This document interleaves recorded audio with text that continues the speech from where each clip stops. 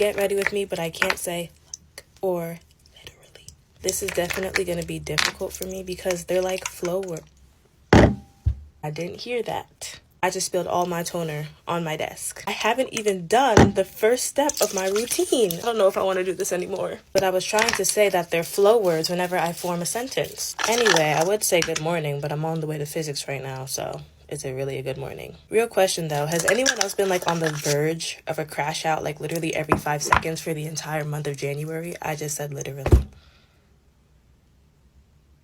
The entire month of January has just been so stressful. I don't know if I've ever been at peace for the entire year of 2025. My hair is turning gray, and I'm barely an adult. Another question, and I don't want to start no conspiracy, but does anyone else feel like Trump... Does anyone else feel as if Trump saved TikTok so that he can distract people from the mass deportations that he's starting today? Stay with me now. I don't know. I'm not trying to get political at 9 o'clock in the morning, but it's kind of strange that everyone's like making him seem like a savior. I said like so many times. Do y'all ever catch yourself laughing at something that's literally so mean that it's like, it's fun? It's funny for 5 seconds and then you're like, wait, that was actually really mean. I should not have laughed at that. And then you almost get upset with yourself because it's like, wow, why did I just laugh at that? Like that was so mean. Just said like. That's honestly how it felt with the 2 seconds that we spent on Instagram Reels. Reading all the comments, it's like, reading all the comments like, is there a point in even speaking anymore? Is there a point to anything anymore? Do you see what we're living through right now? That just got really emo, I'm sorry. I never really notice how much I say it until I either 1, watch back my videos, or 2, do challenges. I feel as if I should do a part 2 to this video just because of how bad I'm doing right now. But then like actually come up with the punishment. I know, I heard it. Don't say anything. For all the people who are continuously on my tip about not putting concealer on my forehead, you can hop off because I do not care. Will always look unbalanced in my vanity light because of the fact that it's so harsh. Here. You happy now? Damn. I know my comments are going to be flooded with people saying, oh, like you're doing it on purpose. But I literally am not. It just flows so well with the way that I usually speak. It is what it is. We're finished. Deuces, deuces, and deuces. Get ready with me to go confess my feelings to my best friend. So this has been one of my best friends since around 2020, but recently, you know, he had gotten a girlfriend. When I say recently, I meant like last year, like beginning of last year. You know, the many years that we were friends before that, I never really thought much of him. Like, yeah, we were really close. It was like a really weird, like deep connection that I haven't really had with anybody else. But I don't know, I didn't think much of it until he got his girlfriend. I think that seeing him be with somebody else intimately just kind of made me realize like, damn, like maybe I like this motherfucker just a little bit. So him and his girlfriend had broken up about a month ago, but while they were together, I did kind of distance myself from him a little bit, like mainly out of respect for the fact that like, you know, he has a girlfriend and like I'm over here crushing on him, like I'm not gonna do that, you know what I mean? And then also just for my own mental health, because like being around that just like fucked me up. And don't get me wrong, like when I found out that they broke up, bitch, I was ecstatic. Like obviously I was sad that he was sad, but also, you know what, like it's like now it's my chance. I am kind of scared of being the rebound. Like I waited a month, you know, so he can get over it, but like I know it doesn't take a month to get over, you know, like your fucking first love, but I can't wait any longer. Honestly, I don't even know how I'm gonna go about this. Like, how do you confess your feelings to your best friend of many, many years? You know what I mean? Like, it's also just like, what if it like ruins our friendship, you know? What if he doesn't feel the same way and now he's all weirded out and now he never wants to fucking talk to me ever again? Because this has happened to me before. We have plans to see a movie tonight and I'm like, okay, well now I have 3 options. Either I can do it before the movie, I can do it during the movie, or I can do it after the movie, you know? Let's say I confess my feelings to him before the movie. Then it could be like, you know, a cute little first date moment if, you know, things go well. Then it's like if it doesn't go well, then it's just gonna be awkward as fuck during the movie, and it's just like, okay, well maybe I shouldn't have done that. It's basically the same thing if I do it during the movie. It could be a really cute romantic moment, or it could just be a really embarrassing disaster. Yeah, I think I'm just gonna play it safe and wait until after the movie just to like save myself some embarrassment. Don't worry though, I'll keep you guys updated. Oh my god, you know what we should do? I'm filming this like in real time. I'm gonna change my profile picture tonight depending on like where I'm at. So this profile picture means that I'm still getting ready. This profile picture means that he's on his way. This profile picture means that I'm with him. This profile picture means we are in the movie. This profile picture means that I finally told him and it went well. And then this profile picture means that I told him and it did not go well. Bitch, my eyes watering because I'm nervous. Like, only the people who have made it this far throughout the video will know what my profile picture means. It's like a little inside secret between us. Well, I'm gonna go finish getting ready. Wish me luck. Get ready with me while I tell y'all a crazy true story time. About a month and a half ago, I had a meeting with an influencer marketing agency. If you don't know what that is, it's basically an agency that helps you get brand deals, connects you with brands to get on PR teams, stuff like that. They had been hitting me up for a couple months and I never took the call because I didn't really know if I wanted to work with an influencer marketing agency, but this year, I'm trying to say yes to more stuff, so I finally took the call. But then she started asking me questions, and one of the questions she asked me was, how much money did you make last year? Full transparency, just like I had with her, I didn't make that much money last year. That's because it was my first year really pushing my rates and trying to get out of like the gifted campaigns hole. You know, I was realizing my worth, and it took me a little bit. From there, the call shifted. Like, girl, I felt the energy was off, the energy was weird. She straight up told me that you will hear back from us at the beginning of next week, deciding whether or not we decided to sign you or whatever. Girl, it didn't even take her all of next week. She emailed me back the next morning and basically was like, we're not going to sign you at this time. Tried to put it off on me and was like, what you're looking for, we just don't think that we'd be a good fit right now. Girl, I didn't even say what I was looking for. Obviously, I know it was because how much money I made last year. They get paid a commission based off of the brand deals that you get, and based on how much money I made, they probably looked at me like, we can't make money off of her next. Now, I got a little butthurt after this, and the reason I got a little butthurt was at the beginning of the call, she said, we see potential in you. And that stuck with me because I'm like, okay, well, if you saw potential in me, why wouldn't you just take a chance on me? I had to remember, I've been beauty influencing, content creating, whatever you want to call it, for like the past 3 or 4 years, and I just started making good money this year. This year, making money was not like my top reason for wanting to be a beauty influencer. I've always wanted to be a beauty influencer. So honestly, I was just happy that I was chasing my dreams. But girl, I was feeling so bad that I literally went on my social channels and was looking at my low engagement and how many followers I had. And I was really like hurt. Like, all I remember is that I never want to have to feel that way again. There is no way that somebody scouts you out for that long and then you take a call and it's almost like embarrassing. Like, I genuinely felt embarrassed and it was almost just felt like a slap in the face. And just for comparison, whenever I took that call with her, I had 20K followers on TikTok. I now have 63K followers on TikTok, almost 40K followers on Instagram, and 13K followers on YouTube. All that is completely grown organically. I've never paid for likes, views, comments, nothing, all organically. We are still at the beginning of the year going into mid-February, and I have now made triple of what I made last year for the whole year. I have already been placed on 3 dream PR teams just this year. Girl, if that is not a sign of motivation, I don't know what is. Not every single deal is a good deal. Not all money is good money. Not all exposure is good exposure. And I'm lucky enough to have followers who genuinely care about me. I feel like me and my followers are so close. Like, y'all know I would not lie to y'all. Y'all know that y'all can talk to me anytime. I try to respond to as many people as I can because I'm trying to do things differently over here. As cliche as it sounds, I'm glad that it happened to me because I really feel like it gave me the drive and motivation to keep going. And it really made me realize my worth because I will never feel like that again. Get ready with me while I tell you about the time that I was almost used for a gang initiation. This story is so traumatizing for me to tell, but I don't care because it's literally crazy, and I feel like I could spread enough awareness for people to, you know, keep a fucking eye out if you're at a fair. So a little bit of context that matters. My dad has been in and out of jail my whole life. He has been affiliated his whole life, and I kind of have a good amount of knowledge on what goes on. So a while back, my ex worked for a security guard company, and his company actually called him and said, hey, I'm calling all the employees. If you know anyone that wants to come help, we have a little children's room area that needs to just be sat in. If you know anyone that would be down to do that, we would pay them for the day. It would be helpful. Thank you. So at the time he asked me, he said, hey, there's a children's room that needs to just be watched.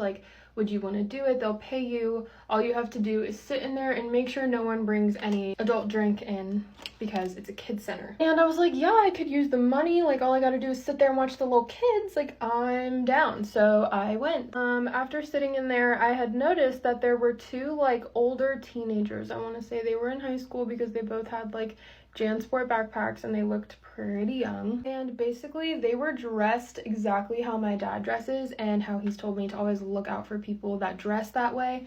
and don't really go near them because they're probably not great. Like, I'm telling you, they were dressed exactly how my dad dresses.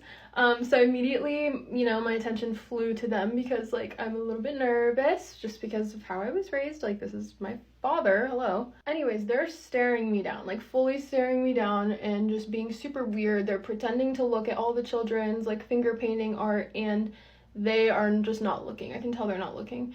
So I end up calling my boyfriend at the time because he is only like a few hundred feet away next door.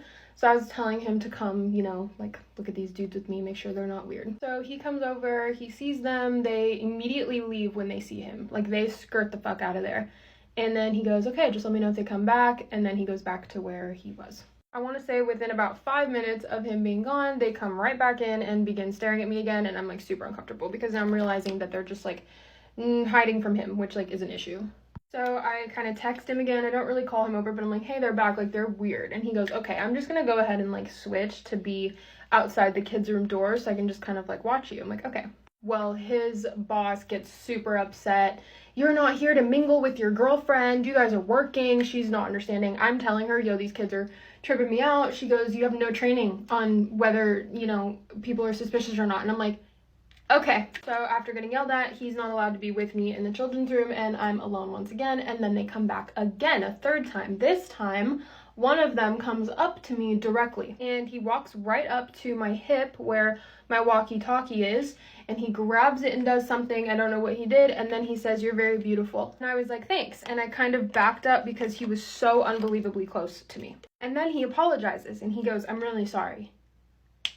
For what? So that's when I got really, really fucking scared. And he leaves. I'm calling my boyfriend. I'm like, I don't care what they say. Send someone in here with me. Before my boyfriend can even get to me, the two kids come back, and now they have about 5 men with them. Majority of these men are huge and covered in tattoos. They're all bald. They look like my dad. And they start coming at me, and I get the fuck out of there. I run to where my boyfriend is, and he's not there anymore. So I'm like, what the fuck? I turn around, and this group of men are following me, and now they've multiplied even more. There's about, I want to say there's like 11 of them now. So again, I'm running, and it turns out my boyfriend is in the very back of the fair. So I go back there, and every time I turn around, there they are going after me, and I end up being right next to my boyfriend, and they scram. They get out of there so fast. They disappear. So I tell my boyfriend what happened. He goes, okay, you know what? We're getting the fuck out of here. Like, I don't care. Like, you're going home. This is not the place for you. You just can't do it. So I'm like, okay. So we start walking back to the front of the fair to leave. And, ooh, guess what I see? Okay, you guys are gonna have to go to part 2. This video is getting way too long. Things that are not disrespectful, but it feels like they are. Part 2. First thing that feels disrespectful, even though it isn't, is whenever I tell somebody that I'm tired, and they're like, yeah, you do look tired. What do you mean by that? And it's like, yeah, I'm gonna look tired if I'm tired, but for some reason, I still feel offended. And I know it wasn't the intent, but you low-key just called me chop, so what's tea? Like, I was gonna say that I'm tired, but why are you saying that I'm tired? Like, you get what I'm trying to say? Another moment that feels disrespectful, even though it technically isn't, is whenever Sephora employees are breathing down my neck. I get it, it's their job, security has to be strict, especially in Sephora because that's what they're trained to do. I get it, I do, but I just walked in the door. Why am I already being followed? And for me, I love window shopping too, so don't look at me weird when I don't leave with anything. I'm just going home to compare prices. You don't have to watch me walk back to the car. I'm just gonna pretend like this isn't empty. Next thing that feels disrespectful, even though it isn't, is whenever I turn my phone brightness up and then Apple immediately turns it back down. Like, is there a problem? Why are you fighting me on this? I cannot see my phone screen. It genuinely feels like a fight. I need to learn how to turn that off because that really gets me mad. Next thing that feels disrespectful, even though it technically isn't, is whenever I get a quiz or exam back and the grader wrote question marks next to my answer. Oh, so I'm an idiot.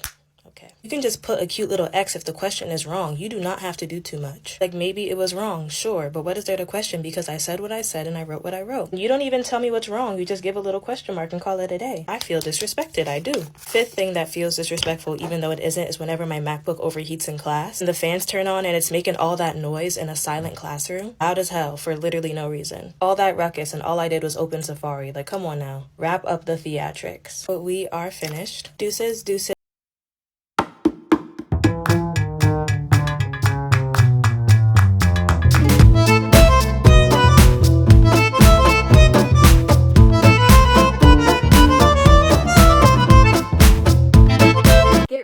I tell you about the one and only time my husband and I took a break in our relationship. And let's just say It didn't even last as long as the TikTok ban, so let's talk about it. This is such a funny memory that actually me and my family, everybody talks about it quite frequently. If you don't know, me and my husband are high school sweethearts. We started dating our junior year in high school, and we have been together literally ever since then, except for this one time where we took a break. I think we'd only been dating like maybe 5 or 6 months. One morning, I will never forget, it was a Saturday morning.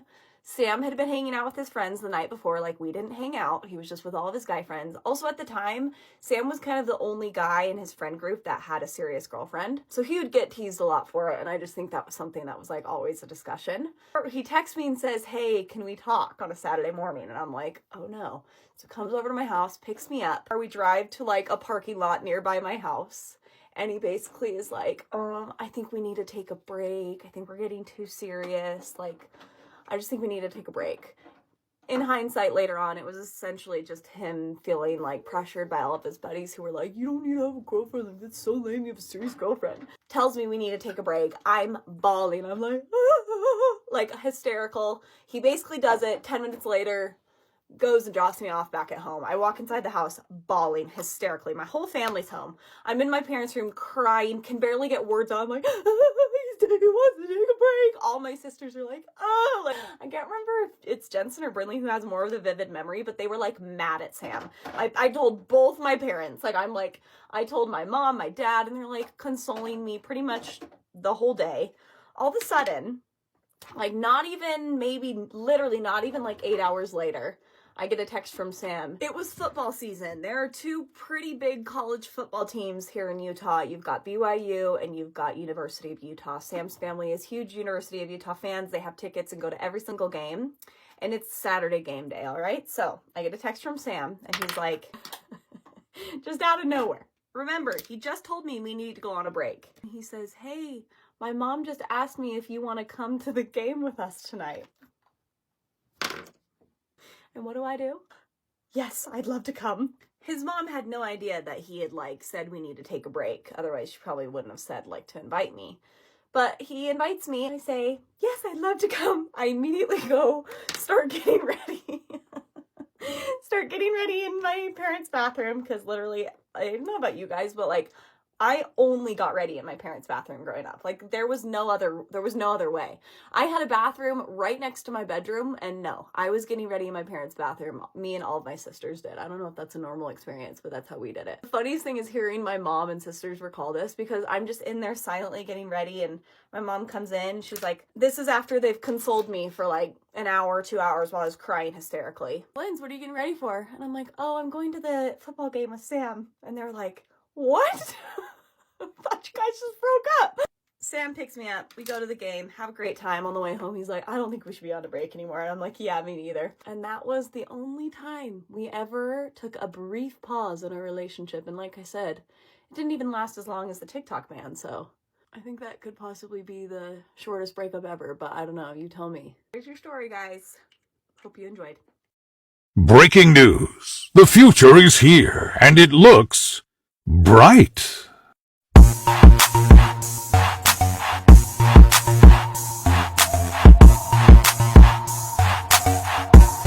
And this is exactly why I'm always telling people to just post, because you literally never know what could happen. Like last year around this time, I think I was at 150K. How did I get here? I'm just so grateful to be able to even have a platform in general. But the fact that like a million different accounts sat there and was like, you know what, I'll listen to her, yeah. In all seriousness, I love you guys so much, and I'm so grateful. And I feel like thank you isn't really cutting it anymore. So, you guys have to keep it a secret though. But I am in the process of arranging a cute little giveaway. So if you guys can please comment some things you would want inside of a giveaway basket, please let me know so I can get that arranged. I haven't figured out like any rules or anything like that yet, but leave your suggestions in the comments of what you would want to receive. And I know I've probably said thank you 1,000 times on 1,000 different platforms, but I truly do mean it. I'm so grateful and so appreciative of every single one of you. It's such a crazy milestone. Like I have no words. Love you all so much. And of course, deuces, and deuces.